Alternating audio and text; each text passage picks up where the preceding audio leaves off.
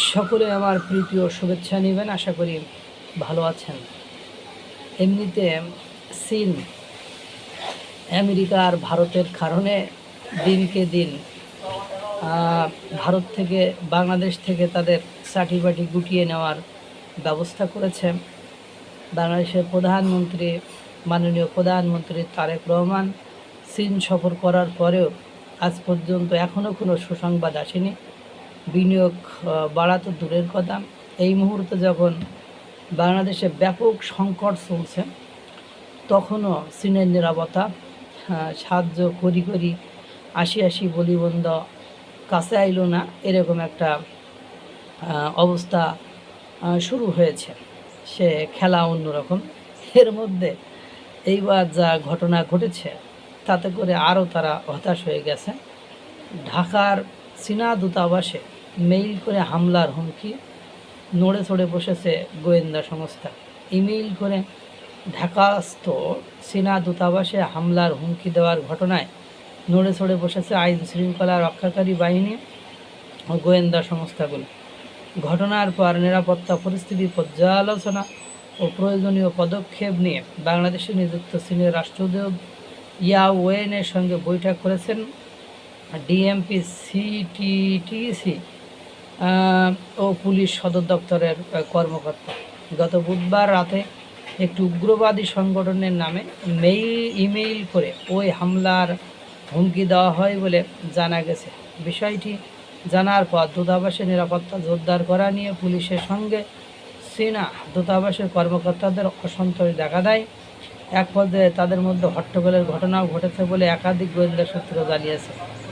CTTC ও গোয়েন্দা সূত্র জানায়, গত বৃহস্পতিবার সকাল 10টা থেকে 10:30 পর্যন্ত ঢাকার বারিধারা চীনা দূতাবাসে বৈঠকটি অনুষ্ঠিত হয়। সন্ত্রাসবাদ দমন ও আন্তঃরাষ্ট্রীয় অপরাধ দমনে সিটিটিসির যুগ্ম পুলিশ কমিশনার মুন্সি শাহাবুদ্দিনের নেতৃত্বে পুলিশের একটি প্রতিনিধি দল চীনের রাষ্ট্রদূত ইয়াও ওয়েনের সঙ্গে বৈঠক করেন। বৈঠকে পুলিশ সদর দপ্তরের এলআইসি শাখার এডিসি মাহমুদ এবং বাংলাদেশের বিভিন্ন প্রকল্পে কর্মরত অন্তত 10 জন চীনা নাগরিকও উপস্থিত ছিলেন। সংশ্লিষ্ট সূত্রে যায় একটি সন্ত্রাসী গোষ্ঠীর নামে ইমেইলের মাধ্যমে চীনা দূতাবাসে হামলার হুমকি দেওয়া হয়। হুমকি পাওয়ার পর বিষয়টি পুলিশ সদর দপ্তর ও সিটিটিসিকে জানায় দূতাবাস কর্তৃপক্ষ। পরে তাৎক্ষণিকভাবে নিরাপত্তা পরিস্থিতি ও প্রয়োজনীয় পদক্ষেপ নিয়ে আলোচনা করতে দূতাবাসে যান পুলিশ কর্মকর্তারা।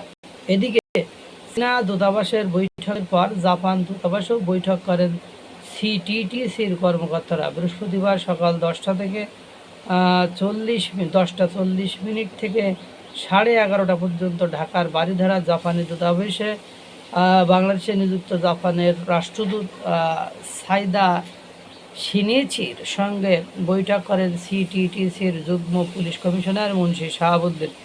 গোয়েন্দা সূত্রে জানায়, সম্প্রতি রাজধানী সহ দেশের বিভিন্ন স্থানে একের পর এক বোমা সদৃশ বস্তু উদ্ধারের ঘটনায় আতঙ্ক ছড়িয়ে পড়ে। পরে পুলিশের বোম ডিসপোজাল ইউনিট এসব বস্তু নিষ্ক্রিয় করে। এর মধ্যে রাজধানীর ডেমরা এলাকায় 2টি বোমা সদৃশ বস্তু সহ একজনকে গ্রেপ্তার করে পুলিশ। পুলিশের তদন্তে জানা গেছে, গ্রেপ্তার ওই যুবক জেএমবি সদস্য। তিনি মামুন ওরফে বোমা মামুনের ঘনিষ্ঠ বলেও তথ্য পেয়েছে আইনশৃঙ্খলা রক্ষাকারী বাহিনী। তবে এখন পর্যন্ত বোমা মামুনের কোনো হদিশ পায়নি তারা। গোয়েন্দা সূত্র আরও জানায়, তাদের সঙ্গে কারাগারে দেখা হওয়ার পর জামিনে বেরিয়ে তারা আত্মগোপনে চলে যায়। এরপর জাতিসংঘ থেকে উগ্রবাদী সংগঠন আল কায়েদার বাংলাদেশের নেটওয়ার্ক নিয়ে সতর্ক বার্তা দেওয়া হয়। ওই বার্তা পাওয়ার পর দেশ জুড়ে আলোচনা সমালোচনা ঝড় ওঠে। চীনা দূতাবাসে হামলার হুমকির বিষয়ে জানতে চাইলে নাম প্রকাশ না করার শর্তে সিটিটিসির এক ঊর্ধ্বতন কর্মকর্তা বলেন, আমরা খবর পেয়ে সেখানে গিয়ে তাদের সঙ্গে বৈঠক করেছি। কারা এবং কোন উগ্রবাদী সংগঠন থেকে ইমেইল পাঠানো হয়েছে সেটি বের করার চেষ্টা করেছি। হুমকি দাতাদের চিহ্নিত করার কাজ চলমান রয়েছে। দূতাবাসের জন্য ডিপ্লোম্যাটিক জোনের পুলিশ রয়েছে, তারাই নিরাপত্তা বিষয়টি দেখবেন। সূত্র জানায়, দূতাবাসের নিরাপত্তা নিয়ে পুলিশের সঙ্গে চীনা দূতাবাসের কর্মকর্তাদের অসন্তোষ দেখা দিয়েছে। এ নিয়ে পুলিশ ও দূতাবাসের কর্মকর্তাদের মধ্যে হট্টগোলের ঘটনাও ঘটেছে।